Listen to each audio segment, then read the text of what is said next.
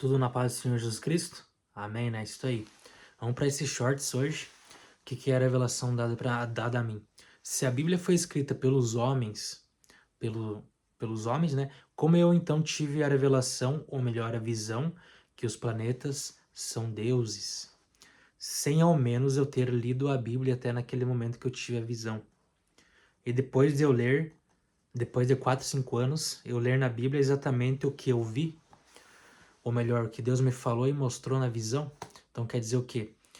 Em 2019 e 2020 tive a visão de que os planetas eram deuses e são deuses.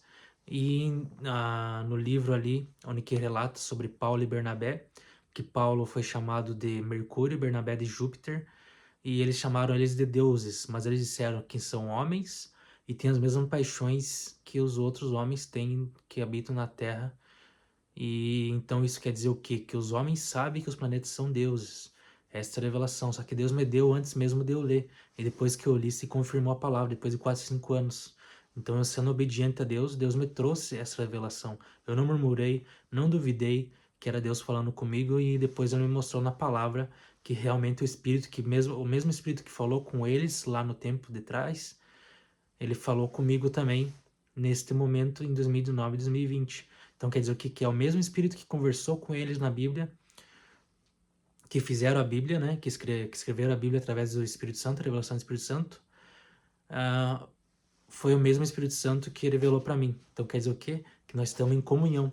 E a revelação foi correta, porque está na Bíblia e é bíblico, né?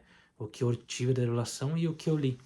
Então, muitos vão dizer assim, foi escrita pelos homens, mas como que você me explica isso? Então pode deixar nos comentários como que você me explica eu tendo visões que se confirmam antes mesmo de eu ler a Bíblia. Então quer dizer que eu não tirei da minha cabeça, que não é coisa da minha imaginação, o fanatismo, é coisa revelada pelo Espírito Santo, e o mesmo que revelou para Paulo e Bernabé as visões que eles tiveram, tanto para os outros homens também. Então, essa é a sabedoria de Salomão, esta é a visão de Ezequiel, e isto é ser um filho do homem, aquele que não mente, mas às vezes se arrepende do que faz. Como o Senhor Cristo se arrependeu, mas mesmo assim ele foi lá e cumpriu a missão. Deus te abençoe, abraço, fique com Deus. Em nome do Senhor Jesus Cristo, amém.